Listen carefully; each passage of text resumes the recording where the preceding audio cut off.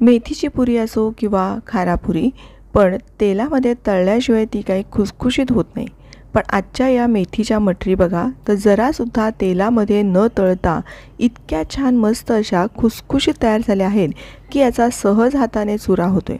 या मेथीच्या मटरी आज आपण तेलामध्ये न तळतासुद्धा इतक्या छान कशा काय तयार करायच्या, याचं प्रमाण कसं घ्यायचं, त्याचबरोबर जरासुद्धा तेलकट न होणाऱ्या 10 ते 15 दिवस टिकणाऱ्या या अशा मस्त खुसखुशीत मेथीच्या मटरी बनवण्याची साधी सोपी आणि अचूक पद्धत पाहणार आहोत.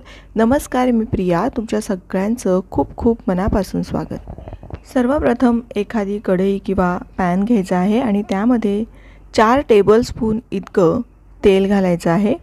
तेल हलकं फुलकं गरम झालं की मग यामध्ये धुवून अशी ही मेथीची पानं घालायची आहेत. आज आपण मेथीची मटरी तयार करतोय, त्यामुळे मेथीची पानं मी इथे घेतलेली आहेत.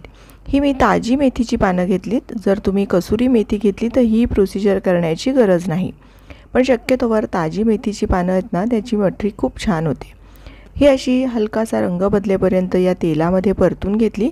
आता ही पूर्णतः थंड होण्यासाठी बाजूला ठेवूया. पूर्ण थंड झालं की मग यामध्ये 1 कप इतकं गव्हाचं पीठ घालायचं आहे. त्याचबरोबर यामध्ये काही मसाले घालणार आहोत. त्यामध्ये सगळ्यात पहिलं 1 चमचा जिरे पावडर घातलेली आहे. 1 चमचा भरून आपल्याला धण्याची पावडर घालायची आहे. तसेच अर्धा चमचा हळद घालायची. आवडीप्रमाणे लाल तिखट मी साधारण 1 चमचा घातलं. पाव चमचा हिंग घातलेला आहे. चवीपुरतं मीठ घालायचं आहे आणि 1 टेबलस्पून इतकं पांढरे तीळ घालायचे आहेत. आता हे सगळे जिन्नस आहेत ना, असे आपण एकत्र मिसळून घेऊया. म्हणजे जे आपण तेल घातलेलं आहे ते सगळं तेल या पिठाला व्यवस्थित लागलं जाईल आणि आपली मटरी अगदी मस्त खुसखुशीत तयार होईल. बघा, सगळं असं मी असं हे लावून घेतलेलं आहे आणि पीठ असं काहीसं इतकं ओलसर झालेलं आहे. आता आपल्याला बघा ही अशी मूठ वळली पाहिजे, इतकं मोहन झालं पाहिजे. 1 कप पिठासाठी 4 टेबलस्पून मोहन हे प्रमाण अगदी बरोबर आहे. आता थोडं थोडं पाणी घ्यायचं आणि घट्टसर पीठ भिजवायचं आहे.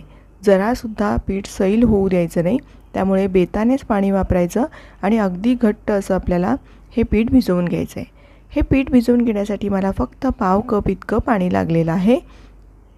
आता हे बघा, साधारण इतकं घट्ट जर मी पीठ भिजवून ठेवलं आहे, यावर आपण काय करूया, थोडा वेळ झाकण ठेवू. म्हणजे साधारण 4-5 मिनटं झाकण ठेवायचं आणि हे पीठ असंच आपल्याला मुरू द्यायचं आहे. 4-5 मिनटानंतर लगेच आपल्याला मटरी तयार करायला घ्यायची आहेत. पीठ थोडंसं भिजलं जातं आणि यामध्ये घातलेले मसाले छान मुरले जातात. मेथीचा सुवासही छान येतो, म्हणून 5 मिनटं पीठ भिजवून असं ठेवून द्यायचं आहे. आता यातलाच एक मोठा गोळा घेतलेला आहे. आपल्याला मोठी चपाती लाटून मग त्याच्यापासून छोट्या छोट्या पुऱ्या तयार करायच्या आहेत किंवा छोट्या छोट्या एक एक जरी केल्या तरीही चालेल, पण मला ही पद्धत फार सोपी वाटते, त्यामुळे मी एकदाच अशी मोठी पुरी लाटून मग त्यापासून छोट्या छोट्या पुऱ्या तयार करणार आहे. कडानी बघा तुम्ही, तर असं आपल्याला बरंच तडा गेलेल्या दिसतात. याचं कारण आहे की आपलं पीठ फार घट्ट आहे. या अशा तडा गेल्या तरीही काहीच हरकत नाही. बऱ्यापैकी ही अशी मोठी मी चपाती लाटून घेतलेली आहे. सगळ्या बाजूने एकसारखी लाटायची, कुठे जाड कुठे पातळ अशी करू नये. त्यानंतर सुरीने याला ना हे असे टोचे मारून घ्यायचे आहेत, कारण आपली ही मेथीची मटरी फुगायला नको, त्यामुळे आपल्याला हे असे टोचे मारून घ्यायचे, म्हणजे मटरी फुगत नाही आणि अशी मस्त खुसखुशीत तयार होते. आता आपल्याला एखादं ग्लास किंवा वाटी घेऊन त्याच्या साहाय्याने ह्या अशा छोट्या छोट्या पुऱ्या तयार करून घ्यायच्या आहेत. या अशा तयार केल्या ना की अगदी मस्त एकसारख्या आकाराच्या बिस्किटासारख्या अशा आपल्या मटरी बनवून तयार होतात. पीठ मात्र आपलं अगदी घट्ट असायला हवं आणि इतकी जाडी मी अशी ठेवलेली आहे. फार पातळ नाही किंवा फार जाड नाही, अशा या सगळ्याच मटरी आपण तयार करून घेणार आहोत. पीठ घट्ट असलं ना म्हणजे मटरीसुद्धा खूप छान खुसखुशीत तयार होते. आता इतक्या मी मटरी तयार करून घेतल्यात. साधारण 30 ते 32 मटरी आपल्या या प्रमाणात तयार होतात. आता एखादं नॉनस्टिक तवा ठेवायचा, त्यावर थोडंसं चमचाभर तेल घातलेलं आहे आणि मग या सगळ्या मटरी आपल्याला अशा शेकवून घ्यायच्या आहेत. गॅस मात्र अगदी लहान ठेवायचा. आपल्याला 3 महत्त्वाच्या गोष्टी लक्षात घ्यायच्या आहेत. त्या म्हणजे जे आपण यामध्ये मोहन घातलं ते 1 कपासाठी 4 टेबलस्पून घालायचं. दुसरी महत्त्वाची गोष्ट म्हणजे पीठ अगदी घट्ट मळायचं आणि तिसरी महत्त्वाची गोष्ट म्हणजे ही मटरी भाजताना किंवा शेकवताना अगदी लहान गॅस ठेवायचा.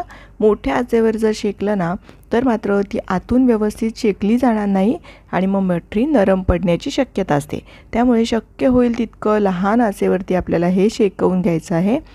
सारखं उलटपालट करायचं. एक बाजू शेकली की लगेच दुसरी बाजू शेकवून घ्यायची. थोडं थोडं मी ब्रशने अगदी थोडंसं तेल लावलेलं आहे म्हणजे याला छान रंग येतो. उलटण्याने किंवा जर तुमच्याकडे पोळी शेकण्याचं ते लाकडी असेल तर त्याच्याने तुम्ही हे असं दाबून त्याला छान असं शेकवू शकता. असं हे दाबून शेकलं ना की आतलं सगळं मॉइश्चर रिलीज होतं आणि छान मस्त आतपर्यंत ही मटरी छान खुसखुशीत तयार होते. बघा दुसरी बाजूसुद्धा हलकेसे डाग येईपर्यंत अशी मी चांगली शेकवून घेतली. याच पद्धतीने सारखं उलटपालट करून आणि उलटण्याने असं दाबून दाबून मी मटरी सगळ्या शेकवून घेतल्या आणि त्या आता आपण एका ताटामध्ये काढून घेऊयात.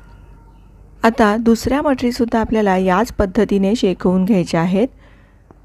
सगळ्या मटरी आपण अगदी लहान आचेवर चांगल्या खरपूस अशा शेकवून घेणार आहोत. सारखं उलटपालट केलं ना की डागही जास्त येत नाहीत आणि मस्त असा एकसारखा रंग येतो. तसेच खुसखुशीत मटरी तयार होतात. या मटरी एकदा तयार करून ठेवल्या ना की 15 दिवस अगदी छान राहतात. प्रवासात नेण्यासाठी किंवा संध्याकाळच्या वेळी चहामध्ये खाण्यासाठी बिस्किटाऐवजी तुम्ही ही मटरी वापरू शकता. तसेच लहान मुलांना डब्यामध्ये देण्यासाठी सुद्धा एक उत्तम पर्याय आहे. प्रवासात काय न्यावं हा नेहमीचाच पडलेला एक प्रश्न असतो, पण तुम्ही प्रवासासाठी ही अशी मटरी नक्की तयार करून सोबत घेऊन जाऊ शकता. 15 दिवससुद्धा खात्रीने सांगते अजिबात या मटरीला काहीही होत नाही. ही अशी खुसखुशीत मटरी तुम्ही नक्की एकदा तरी तयार करून पहा आणि तुमचा अनुभव माझ्यासोबत शेअर करा. प्रत्येक व्हिडिओ मी अगदी प्रामाणिकपणे आणि खूप साऱ्या टिप्स देऊन तुमच्यासोबत शेअर करत असते. त्यामुळे नक्की एक लाईक करा. तुमच्या मैत्रिणींना आणि नातेवाईकांना जरूर शेअर करा. अशा छान छान रेसिपीज पाहण्यासाठी प्रियाज किचनला सबस्क्राईब करा आणि बाजूला असलेलं बेल आयकॉनसुद्धा प्रेस करा. पुन्हा लवकरच भेटूया अशाच एखाद्या छानशा आणि उपयुक्त रेसिपीसह. धन्यवाद.